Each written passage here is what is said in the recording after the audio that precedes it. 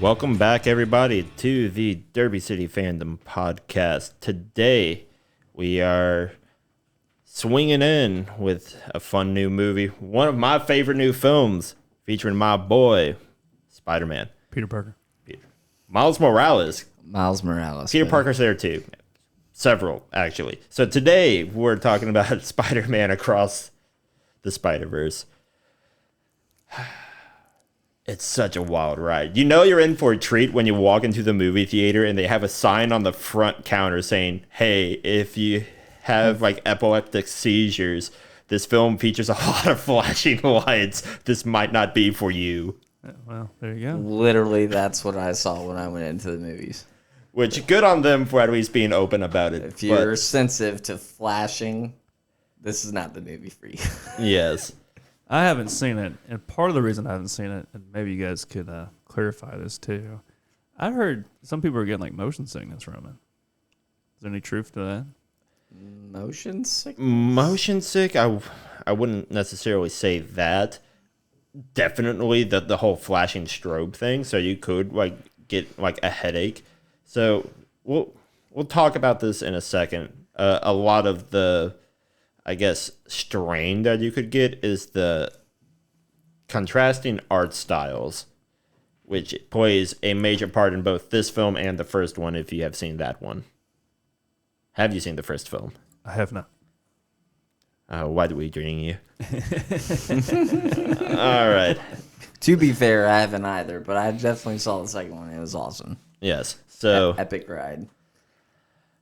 normally I would give this spot to Colin for the review, like the rating. Take it over, buddy. You can have this one. So this film on Rotten Tomatoes is a 95. Whoa.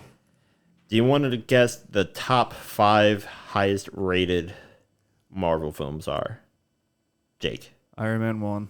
No. No. I mean, that's what we would rate it as, but like Rotten Tomatoes score line wise. Okay, I don't so know. I got nothing. Iron Man 1. I know the answers, but Kenny, take it away. So the top 5 would be Into the Spider-Verse, the first film dealing with Miles Morales. The second one, Black Panther. The third one, Across the Spider-Verse.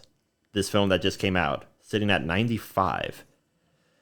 Right after that is Endgame, Avengers, and then Logan, the standalone X-Men Wolverine film. There's no way. What's wrong with you people? That's how you guys would rank that? You guys No, you guys that's what agree? Rotten Tomatoes That's Rotten says. Tomatoes. What is wrong with you people? I mean, I'm sure they're all good. Fine, What do whatever. you mean, you people? I don't know. The universe, other people than me, the All community, you critics the world, are wrong. billions of people on this planet. They're wrong. Is it the critics Yes, or the actual like audience vote? a little bit of both. Okay, I don't know. I'll take your word for it, Kenny. You seem to really like the new Spider-Verse movie. It is really good. So I enjoyed it. I'll go see it again for sure. yeah, I'll have to drag you out there as well, Jake. So this is a continuation of the direct sequel to Into the Spider-Verse. Can I ask a quick question? You may. So I never saw the first one, as we Okay. just mentioned. Are they aligned with the rest of the MCU films? Is it a completely different like saga? I don't know. So the way that the marketing department would want to tell you is that, yes, it's its own thing. However, because it's dealing with multiverses, no, they're kind of all interconnected by a web, so to speak. That's punny. Wow. Yes. Well, that's something that they actually deal with later in the film, is that every reality is its own particular spot on a web, right? And you get a fun scene where they actually show clips from, like, the Amazing Spider-Man, Tobey Maguire's Spider-Man from back in the day. You also see a fun instance of the overarching antagonist showing up in the Venom movie. Nice. Like, his head pops out and he's in like the same convenience store that the one lady is just at the counter, and she's unfazed by it because She's had to deal she's with. seen the Venom. She's seen Venom just like eat a person whole in front of her. So she's just unfazed. And it's fantastic. I guess we'll begin at the beginning. So we see like Miles kind of dealing with how he is supposed to kind of handle the expectations that his father has for him. Because in this universe, there's no like Uncle Ben, so to speak. I know you know who Uncle Ben is. Yes. Kind of like the main reason why Spider-Man becomes Spider-Man. More of an Aunt May kind of fan. Yes. So Miles Morales, he still has like a more immediate family. He has his father, he has his mother. His Uncle Aaron, is the one that passes away in his particular universe. So there's still like a family tragedy aspect. There is still a family tragedy, yes. So in Miles Morales' universe 1610. Now keep track of the numbers, Jake, because it's going to get messy real quick. You're not gonna be able to. That was a joke. 1610. 1610. So Miles Morales is from universe 1610. Well, Gwen Stacy from universe 62 then comes in and it's just like, hey, Miles, we haven't talked in a minute. Let's hang out. But prior to that, we get some of the Gwen Stacy backstory of how she becomes Spider-Gwen in her universe. So in her universe, we see Peter Parker become the Lizard Man. And through a series of unfortunately timed circumstances, her father, who is also a police chief, sees her over the dead body of Peter Parker, who is in that universe her best friend and all that. And she has to run away, so now her father has a vendetta against her / Spider-Woman. Not knowing that it's his Not daughter. knowing that it's that. That's his daughter. Yes. And her universe is all like pastel watercolors. Oh, that's cool. So it's very... This film has some of the best art direction of anything that I have ever seen. Each particular Spider universe, each Earth, number whatever, is its own art style. And each character is then consistent with their art style when they're in a different universe. Yeah. My favorite interaction is when we see my favorite Spider-Man, Hobby Brown, otherwise known as Spider-Punk, come in and do all of his fun shenanigans. Do you want to guess what Spider-Punk's big deal is, Jake? He's a punk teenager. Correct. So he is a Lucky guess. lucky guess. So his particular universe, his like Manhattan / London, is kind of like totalitarian style. So he is Manhattan / London. yes, Sure. yeah. Just keep up. So he is like anti-authoritarian. He's just like down with the system kind of stuff. Nice. He has like an axe guitar that he uses to like slap villains with.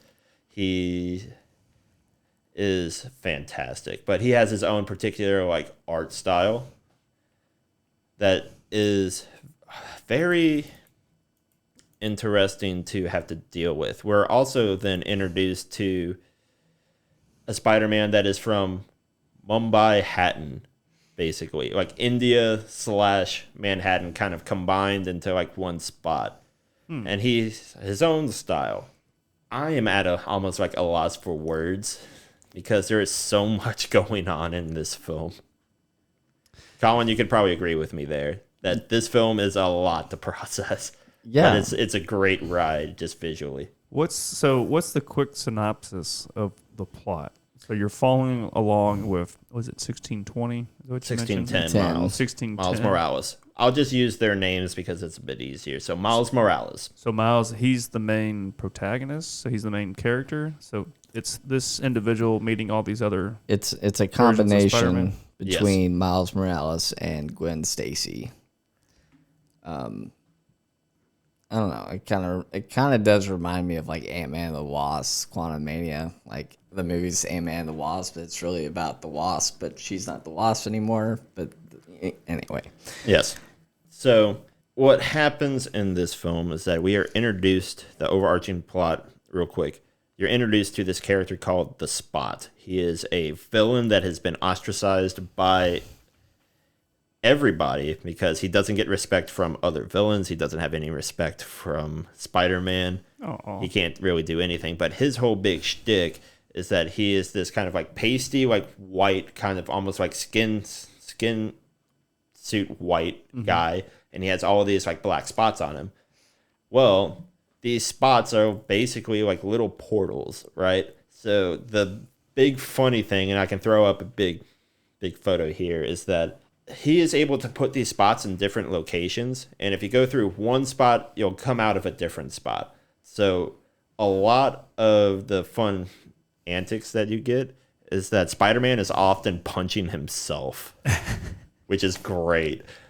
But because he has like no respect, he takes it very personally and decides to kind of go across the Spider-Verse to find ways to empower himself so that he can make Miles Morales' life miserable. And he does that. So in the process of this universe hopping, Miles Morales is introduced to the Spider-Man Society, or the Spider Society, whichever it's called. Led by Spider-Man 2099, a.k.a. Miguel O'Hara. Miguel O'Hara. Yes. And Miguel O'Hara is a fun Spider-Man because he's often referred to as the Spider-Man with no sense of humor. Even in the comics, he has no sense of humor. He's just very violent. Yeah, violent, straight face, big, broad dude, basically. Big broad dude. And he's taken it upon himself to use the technology from his timeline to kind of help stabilize anomalies throughout the Spider-Verse, which at this point is now being caused by the Spot. Well, also Miles. Also Miles. That's the big plot. So we discover that Miles's particular powers come from a radioactive spider that was accidentally sent to his Earth from the same Earth that the Spot was originally from. That's not good. 42. Yes, Earth 42. So from there, we discover that, okay, they're trying to find a way to convince Miles Morales that he is an anomaly and that he can't really fix problems that are supposedly predestined to happen, because through the future tech, they're kind of able to see like what is supposed to happen in a timeline, and they do their best to make sure that happens. The reason why is that if you don't follow the timeline, then they're almost kind of like Loki-esque. The reality just kind of fizzles apart. The TVA. Yeah. Pretty much. In a way, yeah. So are the other Spider-Men against Miles then? So is Miles not a Spider-Man? Miles is a Spider-Man. That is the one thing that they can't take away from him, is that he is a Spider-Man. And that's like the big like rallying cry that he has in his defense. It's just like, look, I am me and you're not going to stop that. So we're introduced to like this big like escape sequence where it's Miles Morales trying to outrun Everyone. every Spider-Man. every Spider-Man that happens. Millions of Spider-Men. And Yes. he's like dodging all of them, and they all have their own unique kind of web. Even and Tobey fighting. Maguire? No. So this is entirely animated. The only like live action stuff you get are kind of like background like clips. So, Oh, but there's- the only live action you see is actually just the convenience store lady And Donald Glover. and Donald Glover. Yeah. But we get like the big escape sequence, and then we're introduced to a rather dire situation where he's able to teleport home. At least what he thinks is home. So because was bitten by a spider from Universe 42, he is transported back to Universe 42, which isn't his original one. And then we're introduced to Miles Morales meeting Miles Morales from his universe, who has, instead of becoming a Spider-Man, has become the Prowler. And that's where the movie ends. Oh, wow. It ends on a cliffhanger. Nice. The 1610 Miles Morales is tied up. He's chained up to Punching bag. A punching bag. Yeah. He's chained up to his punching bag. In that universe, his uncle is still alive, but his father is dead instead. So because of that, and there being a lack of a radioactive spider, there was no Spider-Man in this New York. Oh. In that universe, Interesting. and so that's how he becomes the It it definitely helps in his becoming the Prowler. with assistance from his uncle. Yes. Uncle Aaron. Yeah. So, oh gosh. I definitely, dude, I enjoyed seeing that film so much. The fact that we're gonna take a step back, well, multiple steps back. The fact that they were able to keep the animations and everything from everybody's individual universes and put them in a different universe, I thought that was super cool and trippy at the same time. Oh, it's incredibly difficult to do and have that actually work out well. And there's little like funny clips and instances. You got like a Lego Spider-Man in there. Yes. So they go to a Lego Spider-Man like universe, and the fun thing about that section is that it was entirely animated by a 14-year-old. Yeah.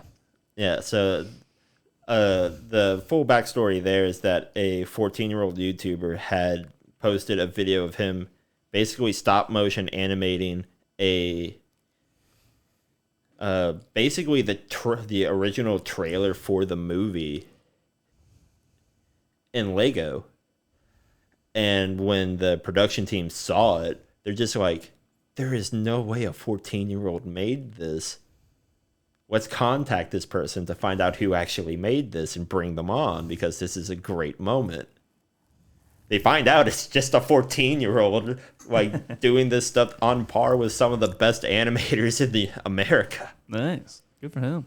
Or her. Yeah, so the Lego scene is when I forget what his name is. Spot. No, I'm talking about the dude that's in charge of the news and the papers. Oh, J. Jonah Jameson. Yeah, so that scene, like, I need more Spider-Man. You remember that? Seeing that? Like, it's a Lego version of that building, and they go inside the building just for a quick second, and you see, like, the Lego version of that character. He's like, I need more pictures of Spider-Man, blah, blah, blah. Yeah. Needs more pictures of Spider-Man. Always needs more pictures of Spider-Man. Parker. Oh, man. And then, yeah, so Peter, he ends up having a child, a daughter. Yes. Who he lovingly just kind of totes around everywhere he goes. Her name is Mayday. Yep.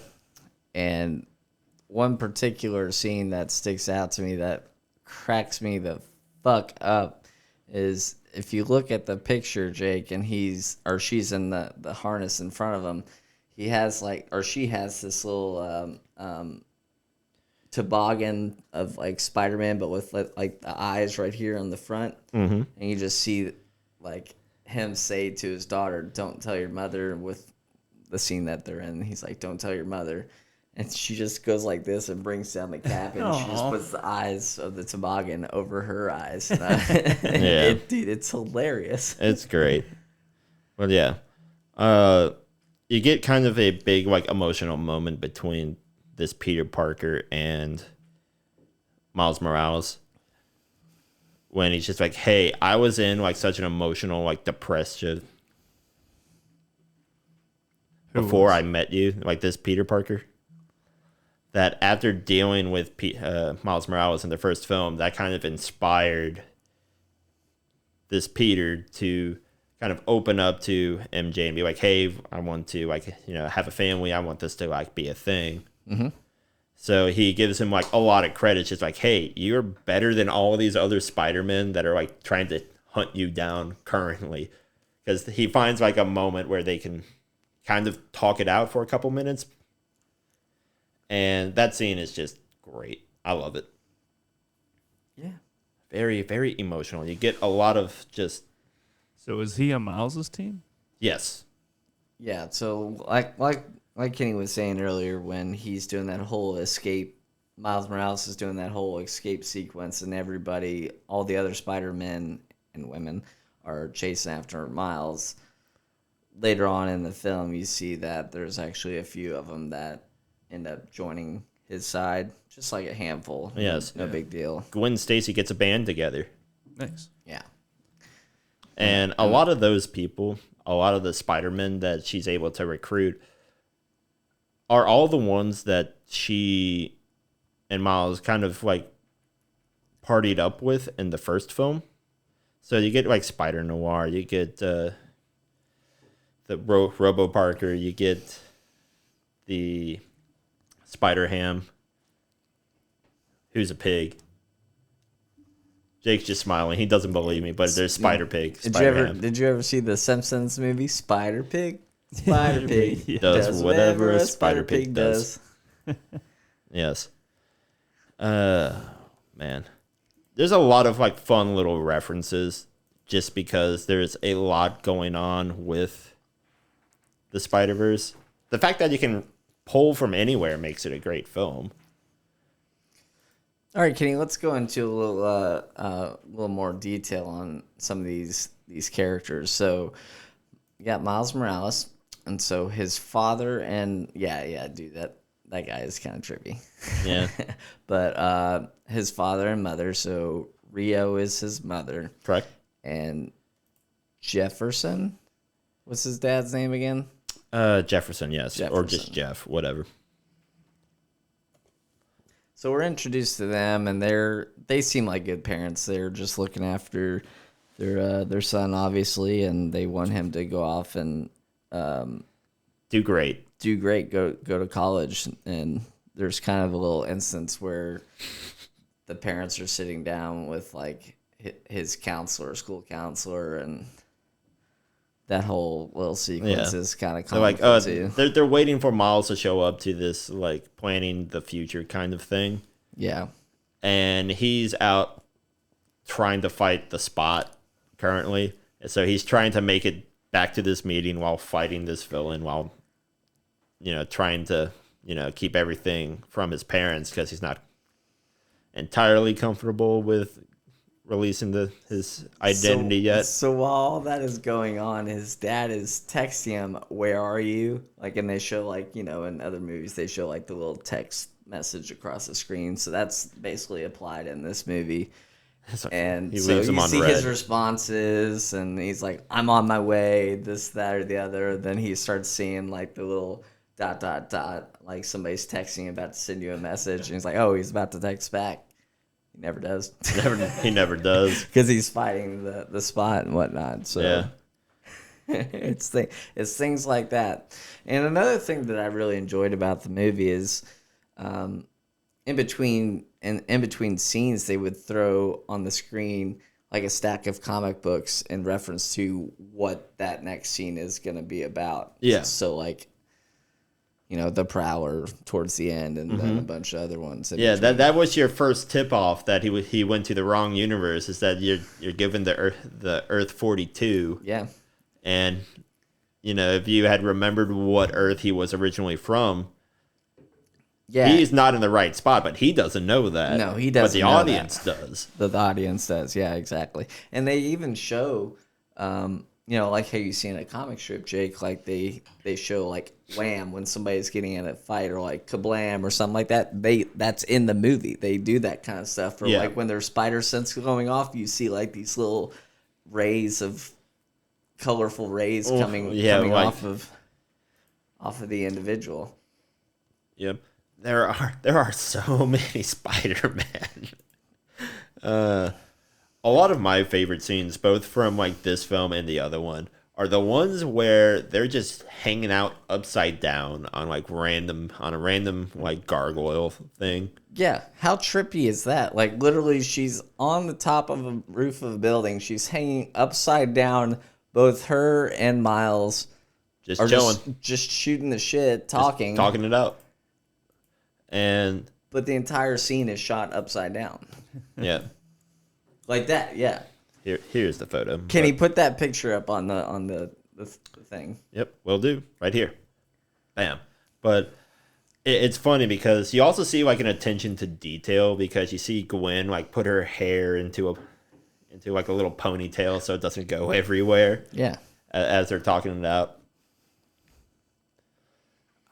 It's just such a good scene. I also enjoy, I think it was like the original like movie poster where you just see Miles falling, but the way that the thing is oriented is very much like this shot where the city is above him, but he's falling down. Yeah, there's a lot of that when they're just, you know, webbing through the city and getting on a train, or like up against a train or a bus and almost getting hit by a cab or whatever. Yeah. Those kind of things are really cool. So something, Kenny, that I think we should discuss a little further is the Prowler. Like, what do we know about him? Because I know some, but can you elaborate a little further on what the Prowler's about? Okay, so the Prowler in a nutshell. The Prowler originally is Uncle Aaron, who gets basically money for being like a bounty hunter to get all of this tech to then just kind of like make himself better so that he can be like the best like bounty hunter as kind of person. He's doing all of this while also keeping it a secret from his nephew, Miles Morales. Throughout basically any media that you see the Prowler involved with, like be it the video game, be it this movie, he does his best to kind of keep them a secret. But the thing is that the Prowler's not an idiot. Right. He knows what his nephew's voice sounds like, so he's just like, "You're Miles." And he's just like, "No, I'm not." It's like, "Miles, you can stop that." And he takes his hat off in like in the first film. Right. But he's an interesting character because he's also not always inherently the villain. Like, he does help Spider-Man a lot. I guess in particular, Miles Morales. You don't really see the Prowler in too many Spider-Man storylines that are not involving Miles. Sure. So he's almost a Miles Morales specific villain. Right. So the interesting take that we see at the end of the film is that because the radioactive spider got moved elsewhere, that Miles Morales becomes the Prowler. Yeah. So that's fun. I'm going to enjoy seeing where they go with that. And then in the beginning of the movie, we were reintroduced, I guess, to the Vulture. Yes. Who's trippy as shit. Because he's from a Renaissance universe. Right. Where everything's done up like the old Da Vinci sketches. Yes. So that was, I enjoyed that in the beginning of the film. Who plays, is that Michael Keaton? Oh, that plays the Vulture in the live action. The live action, I don't remember. I think it is. I think Because it's that was Amazing that's Spider-Man, right? That's the Tom Holland version. No, yeah, Tom Holland version. Is that Oh, and No Way Home? No Way Home? No, Homecoming. Homecoming. Homecoming. Oh, man. It's all just a big old spider blur. Spider web. Yes. Just a web of lies. Yeah, it's just like me slapping the board from that has all the red strings going everywhere. Yeah. Yeah. You know what I'm talking about? Follow this string and that'll lead you to All the conspiracy theories. Yep. So I definitely suggest Jake that you go see this movie. Yes. Definitely go watch the first film. Because if you can handle the first film, you can handle the second one. Yeah, so that leads me. I got a couple questions for you. Go for it. Question time. So that leads me. This is a good segue from my very first question. I was going to ask you guys: is do you need to watch the first film to understand what takes place in the second film? And I understand you can probably, Colin, I know you didn't see the first one, so you saw the second one. So I understand you could probably go see the second one and enjoy it and have it fun. But are you missing like key Easter eggs and whatnot by not seeing the first one? I would say yes, coming from the angle that I have seen both, that you have some story moments that feel off if you don't know what had happened in the first film. Okay. And what's your opinion on that, Colin? I know you haven't seen the first one, but did you find it sounds like the second one was still enjoyable, but was there any moments while watching the film you're like, what the hell? Did I miss out on something here? Or did it take you a second to connect dots? I mean, sure. Yeah, partly I'm definitely intrigued for sure of what storylines and what unfolds in the first one, if they overlap and whatnot, or any kind of Easter eggs for that matter. So yeah, I would assume if I just went in and saw that movie, I would assume that probably some of it, lapsed over. So overall, I didn't care that I didn't see the first one because I enjoyed the movie. You don't have to see it, in my opinion. I definitely want to see it again, and I'm definitely going to make the effort to go see the first one to make those connections. Yes, which the first one I believe is pretty easily accessible. It's on Netflix. Is it Netflix or Disney? It's Netflix. It is because of the weird stipulations between Sony and Marvel. Oh gosh, back to that. Yeah, it's so dumb. Yes. All right. Now, my second question is a little bit more open-ended. We kind of touched base on it a little bit earlier on this episode, but sure. Is the Spider-Verse, is it setting up for something bigger? Like, is there going to be an MCU debut with all these characters? Like, are they going to be more interconnected in the future? Do you have predictions, Kenny? And you, Colin, if you have any. So, I already know that they're coming out with a sequel to this film. That we're talking about today. That's going to be, what did you say? That's going to be March. At the end of March of 2024, which is a really quick turnaround for a sequel. But I think that these films have done so well that they may end up going with a Miles Morales live action. Mm-hmm. Which I would be totally down for, because Miles Morales is... It's weird to say this, but he's one of the properly teenager Spider-Man that we are actually kind of introduced to. Because most of the time, Peter Parker is a high school, or not a high school, like a college kid. Yeah. Playing a high schooler, is that what you're saying? Or yeah, but so we're introduced to just a different culture entirely. Because we see this Puerto Rican African American household, just kind of hanging out in Manhattan, doing their best, with their main family figure being a police chief, and everything that's involved in that. So that gives you a lot of kind of dynamics to work with, just in terms of storyline and whatnot. And the answer could be, so maybe a better way for me to phrase the question is, do you think they'll keep this completely separate? Because I guess where I'm sitting from, I almost feel like these Spider-Verse films were kind of created obviously they're animated, but they're kind of created for the more artistic, maybe the comic book loving audience, as opposed to the bigger kind of blockbuster MCU live action films. And that's perfectly okay. Like maybe they're trying to keep it separate. I don't know. I'm just kind of trying to connect the dots because obviously I'm a big fan of the MCU, the whole kind of everything being connected. But it seems like this is kind of maybe a little bit same audience, but different audience at the same time. So do you think they will ever cross over? So maybe they'll just have additional trilogies to that and then have maybe Miles show up, but it's going to be a completely kind of different version of them. I think this is directed towards the same audience.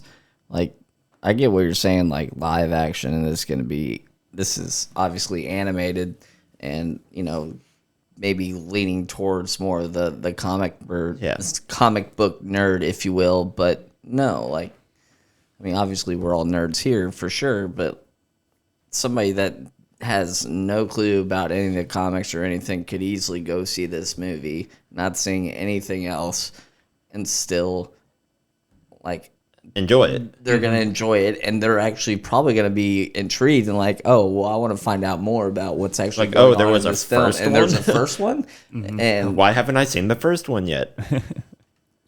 Interesting. But I think, like I said, this is definitely directed towards the same audience, regardless of live action or animated. This is for those people. And yes, if you like Spider-Man, this movie is for you. If you don't like Spider-Man, then you can still go into this film and appreciate the art of it. Mm-hmm. Because, good Lord, is there so much art.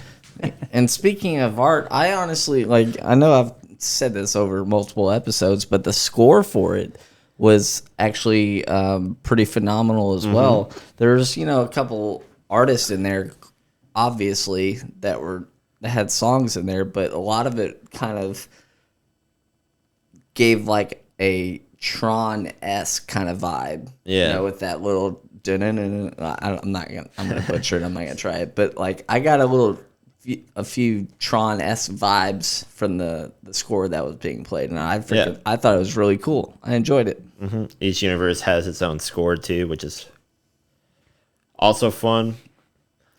But there's some like rock and roll, there's some techno, there's like some like R&B rap kind of stuff in there as well, and it's just like And on Earth 1610, Post Malone actually exists because one of his favorite songs is Sunflower. Yeah.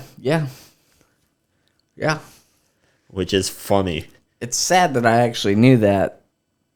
I think that was the big trailer for the first film. I don't personally listen to Post Malone like ever, but I actually did know that. But it's just like in the first film, like he's just like humming that song to himself. I don't know if Sunflower was actually made for Spider-Verse, but it was like one of the big like repeating songs on that score. So yeah, I enjoyed it for sure. Yeah. So Kenny, what was your favorite thing about just this movie? Oh, my favorite things was Hobby, man. Spider-Punk is great. So like he has an interaction with Mayday where Mayday, being a baby, just like poops the diaper, and he's just like, yeah, taking a shit on society, and like fist bumps it. Yeah. So for me, I think my favorite part of that entire movie,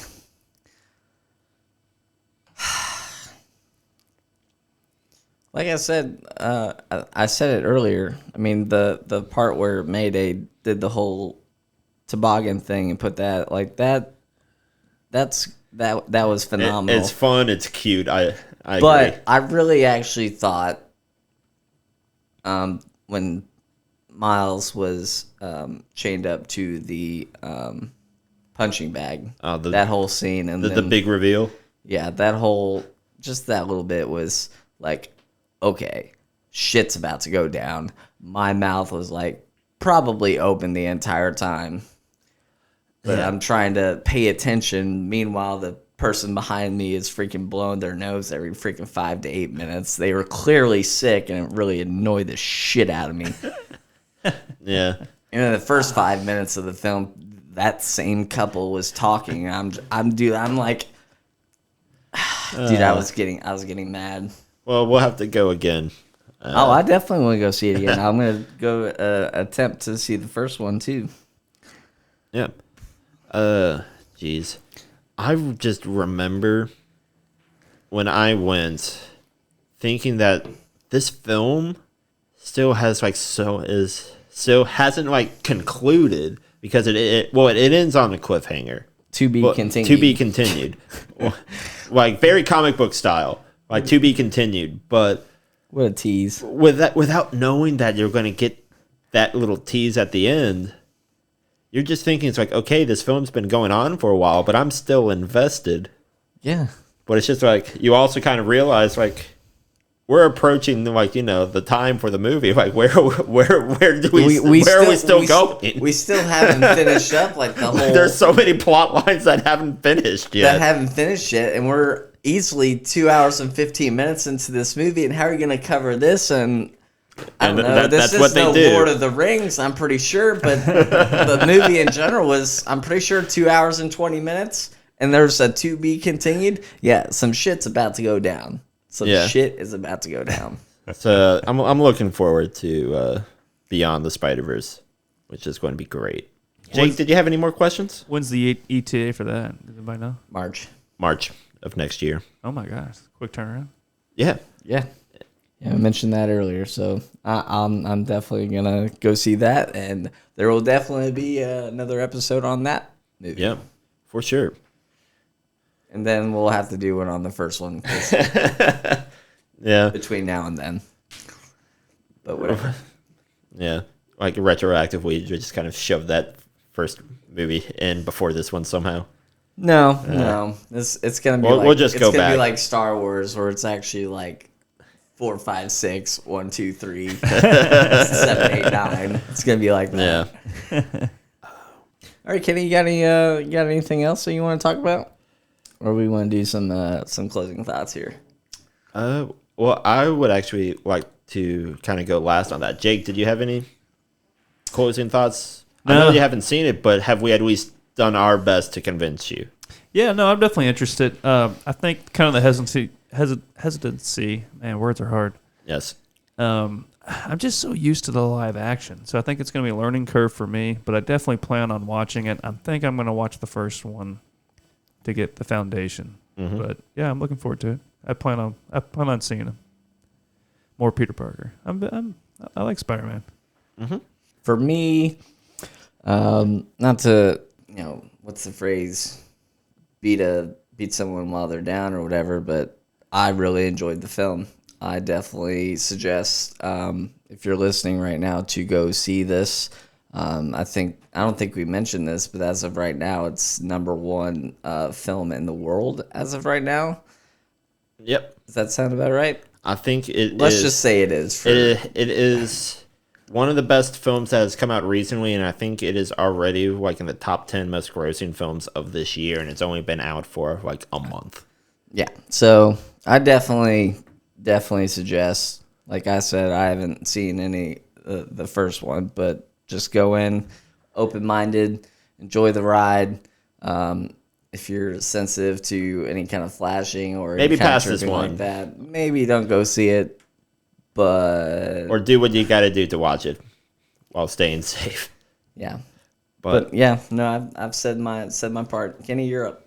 So I just really enjoy all the different angles that they take. Miles Morales is one of my more favorites, like iterations of Spider-Man, just because he brings a lot more to the table than what I thought Peter Parker would. So I guess just from there, if you are still listening, do hit the subscribe button. You can now find these podcasts on just about any podcast streaming service. Leave us a review. Almost all. Most of the big ones. Spotify for sure. Spotify, Google. You'll find us there. YouTube, Spotify, yes. Instagram, Facebook. Give us a follow, comment, like. Let us know what you think of this episode. Yes, and then from there, next episode, we're going to have a guest on, and we're going to be talking about Transformers. Oh, yeah. All right. Thanks for listening, everybody. Thank you.